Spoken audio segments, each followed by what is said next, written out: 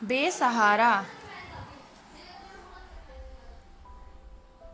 करुणा और शोभा दोनों कार की पिछली सीट पर बैठी थी। शोभा ने करुणा का हाथ पकड़ रखा था। करुणा बुरी तरह डर रही थी और बार बार पीछे मुड़कर देख रही थी। कार हाईवे पर दौड़ रही थी। शोभा ने करुणा से कहा, करुणा बिल्कुल मत डर। अब तुझे वो लोग नहीं ढूंढ पाएंगे। उन्हें पता भी नहीं चलेगा कि तू कहाँ गई। यह सुनकर करुणा थोड़ा सा सहज हुई। शोभा ने पानी की बोतल करुणा की ओर बढ़ाई। करुणा ने पानी पिया।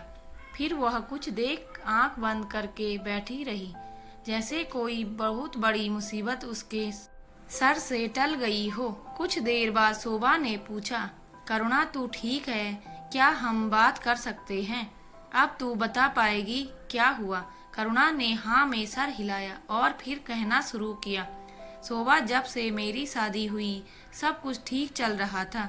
ये बहुत प्यार करते थे, मुझे पूरा ध्यान रखते थे। एक भी दिन ऐसा नहीं था जब हमारी लड़ाई हुई हो। पूरे घर का खर्च ये ही चलाते थे। इनका छोटा भाई यानी मेरा देवर कोई काम नहीं करता था। दिन भर इधर उधर घूमता रहता था। शाम को शराब पीकर आ जाता था। कई बार तो उसका झगड़ा हो जाता था, जिसे तेरे जीजाजी निपटाते, पैसे भी देते। थाने में जाकर कई बार इसकी जमानत करवा कर भी लाए थे। इधर मेरी सास हमेशा मेरे देवर का पक्ष लेती थी। इसी बात से हम दोनों कुछ परेशान रहते थे। अभी 6 महीने पहले हम रात को खा कर सोने की तैयारी कर रहे थे, तभी 2 लोग बाइक पर हमारे घर आए और मेरे देवर का नाम लेकर पूछने लगे। इन्होंने कहा वह घर पर नहीं है, तो वो जबरदस्ती घर में घुसने लगे, क्योंकि मेरे देवर ने उनसे काफ़ी पैसे उधार ले रखे थे।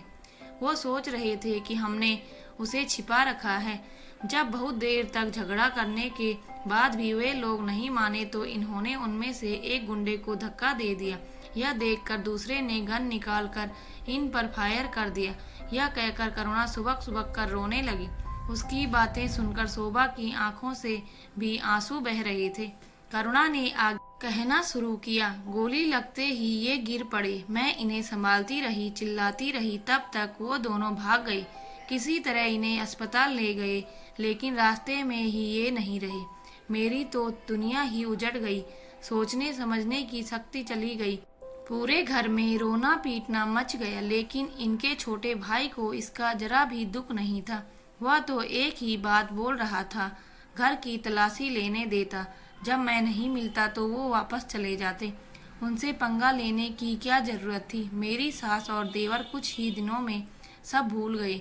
उन्होंने पुलिस से कंप्लेंट भी वापस ले ली, यह कहकर कि वे गुंडे उन्हें भी मार डालेंगे। मैं बेसुध सी बैठी रहती।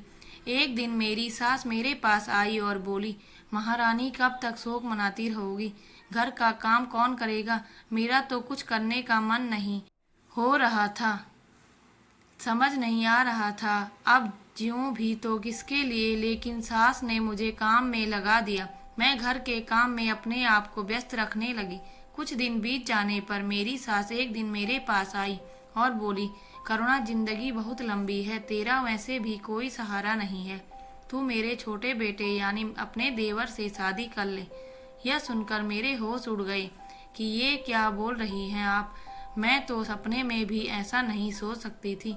अब मुझसे बर्दाश्त नहीं हुआ और मैंने अपनी सास को साफ साफ बोल दिया, खबरदार माँ जी, जो आज के बाद उस शराबी का नाम मेरे नाम के साथ जोड़ा। मैं अपने पति के खातिर आपकी सेवा करने के लिए यहाँ पड़ी हूँ। मैं मर जाऊंगी, लेकिन कभी उस शराबी से शादी नहीं करूंगी। यह सुनकर मेरी सास बहुत गुस्सा हो गई और बोली, मैं भी देखती हूँ कैसे शादी नहीं करती।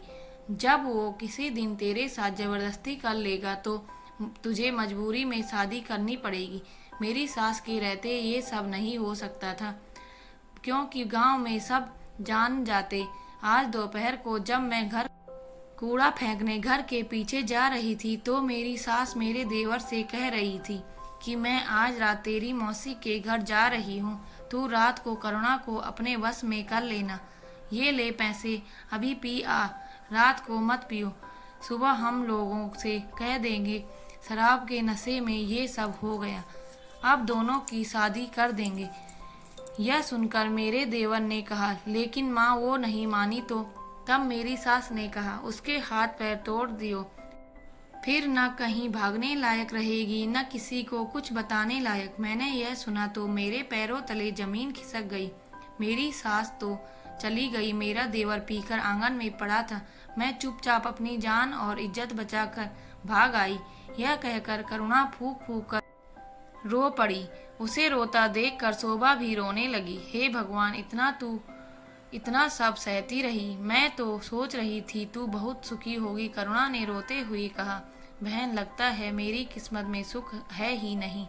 कभी कभी तो सोचती हूँ मर ही जाऊं। शोभा ने उसे समझाते हुए कहा, नहीं करुणा, मेरे रहते हुए तुझे चिंता करने की कोई जरूरत नहीं है। अब से तू हमारे साथ रहेगी। करुणा शोभा के गले लग कर रोती रही। रास्ते भर शोभा उसे तसल्ली देती रही। कुछ देर में करुणा को जैसे नींद आ गई। शोभा ने करण से बात की। करण, तुमसे पूछे बगैर मैंने करुणा को अपने साथ रखने के लिए बोल दिया। तुम्हें बुरा तो नहीं लगा? करण ने कहा, कैसी बात करती हो शोभा, मुझे तो खुशी है। हम किसी के काम आ रहे हैं। कुछ ही देर में तीनों घर पहुंच गई। शोभा ने करुणा को गेस्ट रूम में ले जाकर सुला दिया। उसके बाद दोनों अपने बेडरूम में आ गई। थक जाने के कारण करण तो सो गया, लेकिन शोभा की आंखों से नींद गायब थी। पिछले 3-4 घंटों में इतना कुछ हो गया जिसे सोचकर उसे यकीन नहीं हो रहा था। दोस्तों, यदि आपको हमारी कहानी अच्छी लगी हो तो प्लीज़ लाइक, कमेंट, शेयर और सब्सक्राइब करना न भूलें। धन्यवाद।